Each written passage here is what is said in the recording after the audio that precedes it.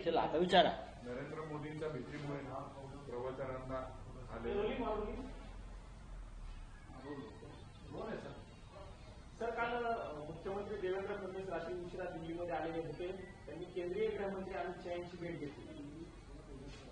हे पहा की केंद्रीय गृहमंत्री अमित शहा यांची एखाद्या राज्याच्या मुख्यमंत्र्यांनी भेट घेणं यात नवीन किंवा वेगळं किंवा चुकीचं असं काय आहे? अमित शहा देशाचे गृहमंत्री आहेत, त्यांच्या पक्षाचे नेते आहेत. महाराष्ट्राचं सरकार अमित शहा चालवतात. सरकारमध्ये फडणवीसांच्या सरकारमध्ये अमित शहाचे 2 पक्ष सामील आहेत. एक शिंदे गट आणि दुसरा अजित पवार गट. हे दोन्ही पक्ष अजित पवार आणि अमित शहा यांनी स्थापन केलेले आहेत. त्याच्यामुळे त्या 2 पक्षांचे प्रमुख आणि पुन्हा भाजपचे नेते अशा तिहेरी भूमिकेत अमित शहा असल्यामुळे महाराष्ट्राच्या मुख्यमंत्र्यांनी अमित शहांची भेट घेणं याच्यामध्ये आता नाविन्य नाही. आता अजित पवारांच्या पक्षाचं काय करायचं वगैरे वगैरे असे अनेक प्रश्न चर्चेला आले असतील. विलिनीकरणाच्या अनुषंगाने चर्चा झाली अशी माहिती समजली. नाही, मला माहीत नाही काय झालं ते. जोपर्यंत स्वतः अमित शहा किंवा फडणवीस काही बोलत नाही त्याच्यावरती काय चर्चा आपण करणार? आणि विलिनीकरण कोणामध्ये करणार? राष्ट्रवादी काँग्रेस, शिंदे गट भाजपमध्ये विलीन होणार आहेत की अजून काय होणार आहे? असे अनेक प्रश्न असू शकतात. पण अमित शहांची चर्चा करणं त्यांना गरजेचं असतं. कारण शेवटी म्हटलं ना की 2 पक्ष त्यांचे सरकारमध्ये सामील आहेत स्वतःचे. सुनेत्रा पवार मुख्यमंत्री पदाची शपथ घेत आहेत. पुन्हा कार्यभार स्वीकारतो. कार्यभार स्वीकारते. दिल्लीत येणार असं कळतं. त्यातून देखील दिल्लीत आजच दिल्लीत. नाही, दिल्लीमध्ये त्यांना येऊन त्यांच्या पक्षाच्या जे प्रमुख नेते आहेत त्यांना भेटावंच लागेल. जरी राष्ट्रवादी काँग्रेस पक्ष याचं चिन्ह जरी वेगळं असलं, मूळ शरद पवारांचं चिन्ह त्यांच्याकडे आलेलं आहे आणि ते बेकायदेशीरपणे आलेलं आहे. जसं धनुष्यबाण आहे हे बेकायदेशीरपणे शिंदे गटाला गेलेलं आहे. त्याच्यामुळेच त्यांना सगळं जे काय यश मिळत आहे सर्वत्र हा त्याचाही परिणाम आहे. दिल्लीत येऊन त्यांनाही राष्ट्रवादी काँग्रेसच्या सध्याच्या मूळ प्रमुखांना भेटावं लागेल. सर, चंद्रपुरातल्या सत्तानाट्याचा आज शेवटचा दिवस आहे. महापौर पदाची निवडणूक आज होईल आणि सर्वांच्या नजरा आहेत त्या ठाकरेंचे नगरसेवक काय भूमिका घेणार याकडे. नाही, भूमिका स्पष्ट आहे. शिवसेना पक्षप्रमुख उद्धव ठाकरे यांनी स्पष्ट सूचना चंद्रपूरच्या आमच्या पदाधिकाऱ्यांना दिलेल्या आहेत. एक वेळ विरोधी पक्षात आपल्याला बसावं लागलं तरी चालेल, पण भारतीय जनता पक्षाला मदत होईल किंवा भारतीय जनता पक्षाची सत्ता स्थापन होईल अशा प्रकारची कोणतीही पावलं किंवा भूमिका आपल्याला घेता येणार नाही. त्याच्यामुळे भूमिका स्पष्ट आहे. सर, संभाजीनगरामध्ये अंबादास दानवेंनी असं म्हटलं की महापौर उपमहापौर पदाच्या निवडणुकीमध्ये शिवसेनेची भूमिका तटस्थ राहण्याची. हा पक्षाचा निर्णय आहे. एका बाजूला MIM आहे आणि दुसऱ्या बाजूला गद्दारांचे पक्ष आहेत. त्याच्यामुळे आम्हाला कोणाच्याही बाजूनं जाणं हे मतदारांची बेईमानी करण्यासारखं आहे. त्याच्यामुळे अंबादास दानवे यांनी जी भूमिका मांडलेली आहे ती योग्य आहे. बोलिये. राहुल गांधी आज आघाडीची बैठक होणार आहे. त्यांना बोलू दिलं जात नाही असं वारंवार सांगितलं जाते. काल पण बिर्ला यांनी बैठक घेतली. डेडलॉक कधी संपणार आहे का? बघा, डेडलॉक संपवण्याची जबाबदारी जी असते ही सरकार पक्षाची असते. प्रधानमंत्री मलेशियामध्ये मौजा मारतायत, तर अनवर इब्राहिमला मिठ्या मारतायत. जो अनवर इब्राहिम कधी काळी अत्यंत गंभीर स्वरूपाच्या गुन्ह्यामध्ये जेफ्री एप्स्टीनप्रमाणेच अडकले होते. त्यांना ज्या प्रेमानं अगदी मिठ्या मारताना आम्ही आमच्या प्रधानमंत्र्यांना पाहिलं, अनेकांना धक्का बसला. प्रधानमंत्री परदेशात, इथे संसद सुरू आहे. या देशाच्या म्हणजे लोकसभेतल्या विरोधी पक्ष नेत्याला बोलू दिलं जात नाही आणि परदेशात जाऊन लोकशाहीवर लेक्चर देत आहेत, व्याख्यानं देत आहेत. या देशाचं काय होणार आहे, भविष्य काय आहे ते कळत नाही. तिकडे रशियाचे अध्यक्ष पुतीन यांनी भारतीय जनतेला मार्गदर्शन केलेलं आहे तेल खरेदीबाबत. त्याच्यामुळे मोदींचं बिंग फुटलेलं आहे. मोदी यांनी पूर्णपणे ज्या पद्धतीनं प्रेसिडेंट ट्रम्प पुढे गुडघे टेकलेले आहेत ही अत्यंत चिंताजनक धक्कादायक गोष्ट आहे. अशा वेळेला लोकसभेत देशाच्या राष्ट्रीय सुरक्षेच्या मुद्द्यावर या देशाचे विरोधी पक्षनेते राहुल गांधी काही भूमिका मांडत असतील, त्यांना रोखणं, त्यांना बोलू न देणं हा एक प्रकारचा देशद्रोह आहे. ओम बिर्ला यांच्या विरोधामध्ये अविश्वासाचा ठराव विरोधी पक्षाने आज त्या संदर्भातली नोटीस देण्यात येईल. नोटीस दिल्यानंतरची प्रक्रिया सुरू होईल.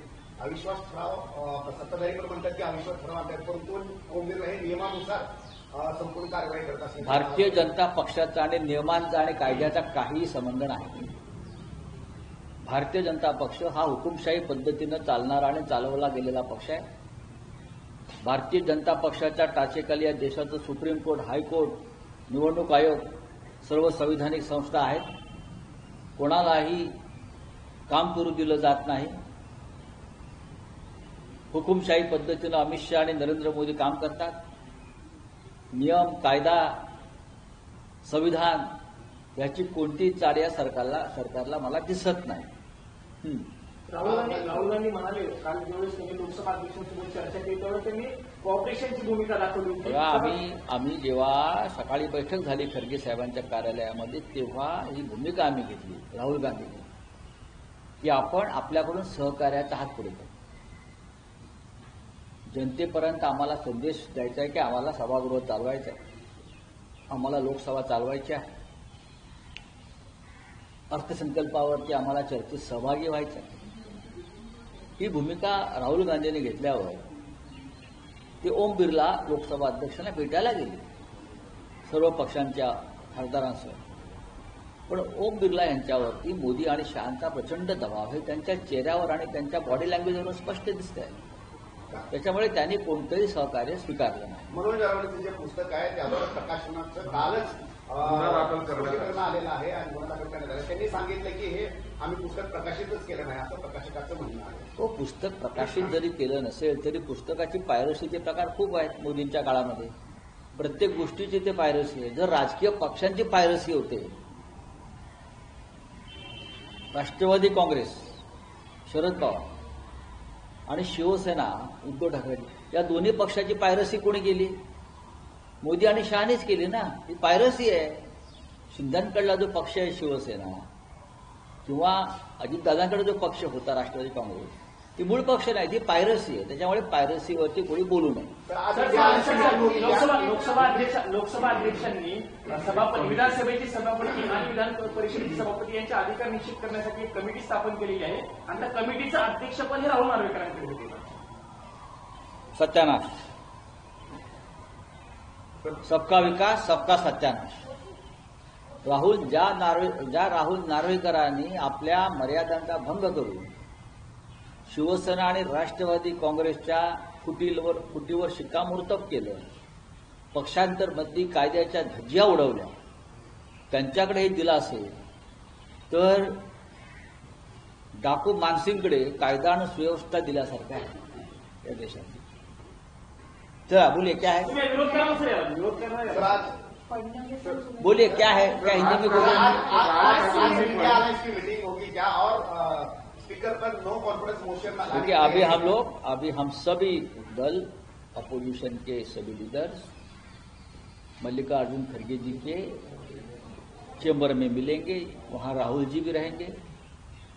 हम फिर एक बार जो डेडलॉक हुआ है लोकसभा में उसके ऊपर चर्चा होगी. कल भी चर्चा हो गई थी और कल हमने ये तय किया था, राहुल जी ने ये मान लिया था कि हमको सरकार को सदन चलाने के लिए कोऑपरेशन करना चाहिए, बजट पर चर्चा में हमको सहभाग लेना चाहिए. ये राहुल जी की, खड़गे जी की, सबकी हमारी भूमिका थी. लेकिन जब सदन शुरू हो गया तो लोकसभा स्पीकर ने ही कोऑपरेशन नहीं किया. आज वापस हम कोशिश करेंगे. हमारी भूमिका स्पष्ट है. नो कॉन्फिडेंस मोशन का और अगर ओम बिरला जी मानते नहीं है, उनका रवैया ऐसा ही रहेगा तो हमको अपोजिशन को उनके खिलाफ अविश्वास प्रस्ताव लाना पड़ेगा। आज हमको नोटिस देनी पड़ेगी। सर, त्रिभाषा समितीचं सूत्र, त्रिभाषा समितीची चर्चा होणार आहे। हिंदी भाषा सक्तीवरती परत जे आहे भार दिला जाणार आहे आणि पहिलीपासून AI वरती चर्चा होणार आहे, म्हणजे मुलांना AI त्याच्यावर तज्ज्ञांना बोलू द्या। या देशातले सर सगळ्यात मोठे तज्ज्ञ नरेंद्र मोदी आहेत। सर, राज ठाकरेंनी भूमिका घेतली आहे की आम्ही मराठीसाठी लढतच राहणार। मोहन भागवतांनी काही म्हटलेलं असलं की मराठीसाठी लढणं किंवा भाषेचा आग्रह धरणं हे आजार आहे, अशा आजार पद्धतीने आहे. आजार आहे, अशा पद्धतीचे विधान मोहन भागवतांनी एक एक लक्षात घ्या, भाषेसाठी नाही लढायचं तर मग कशासाठी लढायचं? हा देश का निर्माण झाला? भाषावर प्रांतरचना का निर्माण केली संविधानानुसार? आणि तुमच्या संघाचीच भूमिका आहे की प्रत्येक प्रादेशिक भाषा ही राष्ट्रभाषा आहे। हे भागवत साहेबांच्या कानावर गेलेलं दिसत नाही, त्यांच्या संघाची भूमिका, त्यांच्या संस्कृती संघटनेची भूमिका। देश, राष्ट्र संघटित आणि एकत्र करण्यामध्ये भाषांचं फार मोठं योगदान आहे। हिंदी ही या देशाची प्रमुख भाषा नक्कीच आहे, पण आक्रमण किंवा अतिक्रमण होता कामा नये ही जर कोणी भूमिका घेतली असेल आणि आपापल्या प्रांताच्या भाषा ही संस्कृती भाषांची टिकली पाहिजे असं जर कोणाची भूमिका असेल तर राष्ट्रीय स्वयंसेवक संघाला त्याच्यामध्ये काही काळं दिसण्याची गरज नाही। मोहनराव भागवतांच्या आधीपासून हा देश आहे, लक्षात घ्या। आणि भाषावर प्रांतरचना सुद्धा देशाच्या अखंडतेसाठी निर्माण झालेली एक रचना आहे, संविधानाने निर्माण केलेली रचना आहे। पण संविधानावरती हल्ला करणं, संविधानाने निर्माण केलेल्या प्रत्येक गोष्टीवर हल्ला करणं ही राष्ट्रीय स्वयंसेवक संघाची भूमिका असल्यामुळे कदाचित अशी विपरीत भूमिका भाषेसंदर्भात घेतली असेल। हिंदी में कुछ है?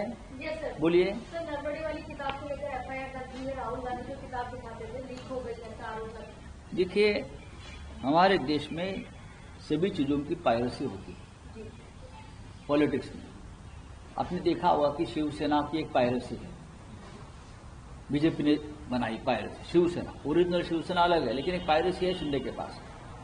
शरद पवार जी की राष्ट्रवादी कांग्रेस की पायरेसी है, डुप्लीकेट लोग बना लेते हैं। अमित शाह और नरेंद्र मोदी जी के पास जो टेक्नोलॉजी है वो चुनाव आयोग, सुप्रीम कोर्ट सभी सबको पायरेसी बना के देते हैं। वैसे ही एक किताब की अगर पायरेसी कॉपी आई होगी तो जरूर FIR लॉन्च करना है, लेकिन किताब में जो लिखा है वो सच है। किताब पब्लिश हुई है नहीं पब्लिश हुई, पायरेसी कॉपी आई, ये अलग बात है। पायरेसी का जमाना नरेंद्र मोदी और अमित शाह ने देश में शुरू किया है, तो किताब भी पायरेसी कॉपी आ गई। चलिए सर, इंडिया पाकिस्तान का मैच